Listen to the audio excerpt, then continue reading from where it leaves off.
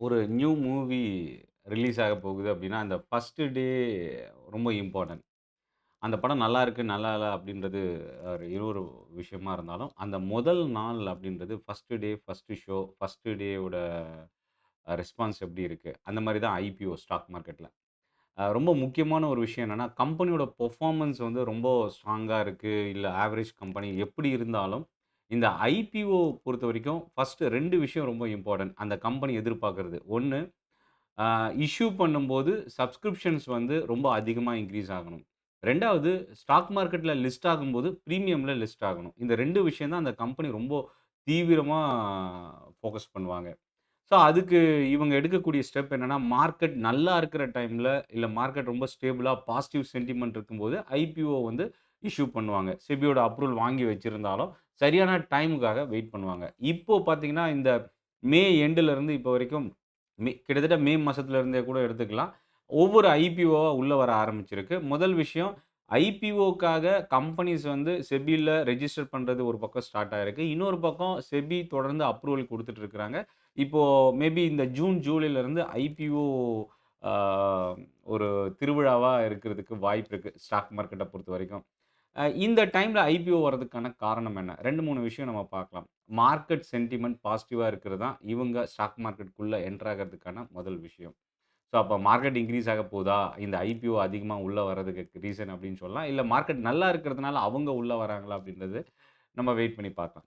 இதுல முதல் விஷயம் இப்போ செபி ஒரு சில ஐபிஓஸ்க்கான ப்ரொபோசல் வந்து அப்ரூவ் பண்ணியிருக்கிறாங்க. அ ரொம்ப எல்லாருமே ஆவலோட எதிர்பார்த்துட்டு இருக்கிற IPO NSE limited. National stock exchange. கிட்டத்தட்ட ஒரு 18லருந்து ஒரு 25% மார்க்கெட் ஷேர் இருக்கிற அப்ராக்ஸிமேட்டா நான் சொல்றது. மார்க்கெட் ஷேர் இருக்கிற பிஎஸ்இ ஒரு அ பெரிய அளவுக்கு மல்டி பேக்கர் ரிட்டர்ன் குடுத்திருக்கு. ஸ்டாக் வந்து ஸ்ப்ளிட் ஆயிருந்தது. இப்போ அதிலிருந்து தொடர்ந்து கன்டினியூஸா இன்கிரீஸ் ஆயிட்டிருக்கு. ஸோ, அப்போ என்னன்னா மெஜாரிட்டி மார்க்கெட் ஷேர் இது ஒரு மோனோபாலி ஸ்டாக்ன்னு கூட சொல்லலாம். கேப்பிட்டல் மார்க்கெட் இந்த செக்டார்ல. ஏன்னா மோர் தென் 70 டூ 80% கிட்ட அப்ராக்ஸிமேட்டா மார்க்கெட் ஷேர் என்எஸ்சி லிமிடெட் ரிட்டெயின் பண்ணியிருக்கிறாங்க. ஸோ, இப்போ ஒரு சில ஸ்ட்ரகிள் செபியோட பாலிசி சேஞ்சஸ், டிரான்ஸ்ஃபார்மேஷன் இது எல்லாமே வால்யூம வந்து ரெஸ்ட்ரிக்ட் பண்ணியிருந்தாலும், இன்னொரு பக்கம் தொடர்ந்து பார்ட்டிசிபேஷன்ஸ் அதிகமாயிட்டு இருக்கு. வால்யூம் இன்கிரீஸ் ஆயிட்டு இருக்கு. ஸோ, இதெல்லாமே வந்து பார்த்தீங்கன்னா, ஒரு மேபி என்எஸ்சியோட எதிர்பார்ப்பு, மேபி இந்த ஸ்டாக் வந்து லிஸ்ட் ஆகும்போதோ, இல்ல இஷ்யூ ஸ்டார்ட் ஆகும்போது, ஒரு பெரிய அளவுக்கு பாசிட்டிவ் ரெஸ்பான்ஸ் வரதுக்கும் வாய்ப்பு இருக்கு. இது வந்து என்எஸ்சி. இத தாண்டி அடுத்தது வந்து பார்த்தீங்கன்னா, ஸ்டாக் மார்க்கெட் இல்ல கேப்பிட்டல் மார்க்கெட்ல இருக்கக்கூடிய இன்னொரு ஸ்டாக் ஐபிஓக்கு தயாரா இருக்கிறது என்எஸ்டிஎல். ஸோ இந்த மாரி ஒவ்வொரு ஸ்டாக்கா வந்து இப்போதைக்கு வந்து ஐபிஓக்கான ஸ்டெப் எடுத்துட்டு இருக்கிறாங்க.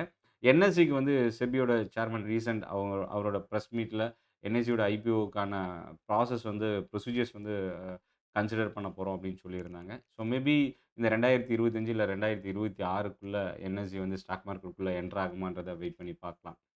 ஆம் அதேபோல என்எஸ்சி 2025ல வரதுக்கான பாசிபிலிட்டியும் இருக்கு. அவங்களோட அடுத்தடுத்த ஸ்டெப்ஸ். இப்போ ரீசென்ட்டா HDFC பேங்க்கினுடைய குரூப் கம்பெனியான HDB ஃபினான்ஷியல் சர்விசஸ் இவங்க ஐபிஓக்கான அப்ரூவல் செபிலேருந்து ரிசீவ் பண்ணியிருக்கிறாங்க. இந்த மாரி நெறைய கம்பெனிஸ் இருக்கு. என்னென்ன கம்பெனிஸ் எப்போ வரதுக்கு வாய்ப்பு இருக்கு? ஸோ இந்த கம்பெனிஸ் வந்து மேபி ஃபண்டமெண்டல், டெக்னிக்கல் எல்லாமே வந்து பார்த்தீங்கன்னா, ஆல்ரெடி நமக்கு சோசியல் மீடியாலயும் சரி, வெப்சைட்ஸ்லயும் நெறைய அவைலபிள் இருக்கு. அத பார்த்து நீங்க அதோட பேக்கிரவுண்ட் என்ன? கம்பெனியோட ஃபண்டமெண்டல் என்னன்றத நீங்க தெரிஞ்சுக்கலாம்.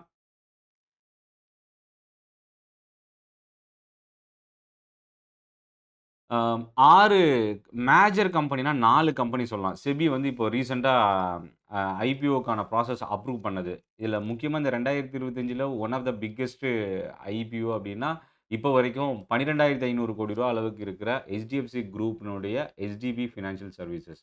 அதுக்கு அடுத்த இடத்துல டோவ் கேட்டல் கெமிக்கல்ஸ். இது ஒரு கெமிக்கல் கம்பெனி. விக்ரம் சோலார் ரூ. 1,500 கோடி. அ A1 ஸ்டீல் இந்தியா ரூ. 650 கோடி.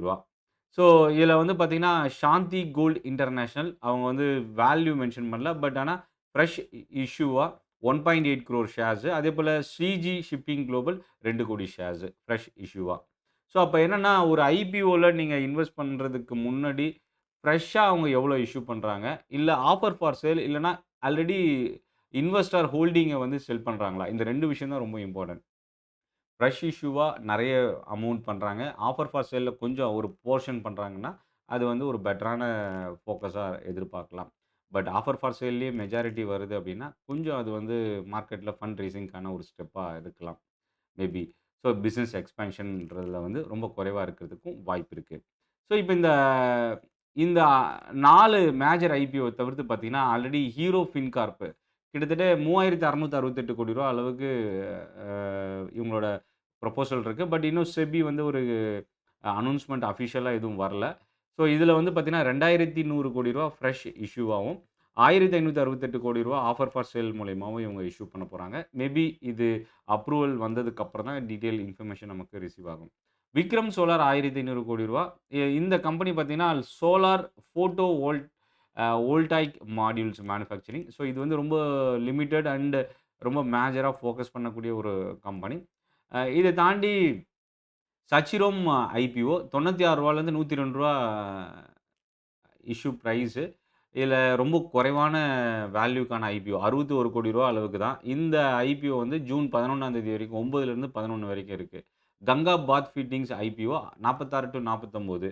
இது வந்து பார்த்தீங்கன்னா, ரூ. 32.6 கோடி அளவுக்கான இஷ்யூ தான். ஸோ இந்த 2 ஐபிஓவுமே ரொம்ப ஒரு ஸ்மால் இஷ்யூ தான். இப்போ ஜூன் 4 இன்னைக்கு ஸ்டார்ட் ஆயிருக்கு. வெள்ளிக்கிழமை வரைக்கும் இந்த ஐபிஓ இருக்கு. ஸோ இப்ப அடுத்து வர்றதுக்கு வாய்ப்பு இருக்கிற ஐபிஓ அப்டின்னா, டாடா கேபிட்டல்க்கான பாசிபிலிட்டி இருக்கு. என்எஸ்டிஎல் இருக்கு. NSC limited. ஸோ இதில எல்லாமே வந்து ஒவ்வொரு கம்பெனியும் ஒவ்வொரு இடத்துல ஸ்டேஜ்ல ஸ்டக் ஆயி ஹோல்ட் ஆயிருக்கு. மேபி இந்த வருஷம் வருமா? இல்ல அடுத்தடுத்து வரப்போற நியூஸ பொறுத்து நம்ம இத தெரிஞ்சுக்கலாம். ஸோ இந்த செஷன் உங்களுக்கு யூஸ்ஃபுல்லா இருக்கும்னு நெனைக்கிறேன். டெலகிராம் குரூப்புக்கான லிங்க் வீடியோவோட டிஸ்கிரிப்ஷன்ல இருந்து நீங்க யூஸ் பண்ணிக்கலாம். நன்றி. வணக்கம்.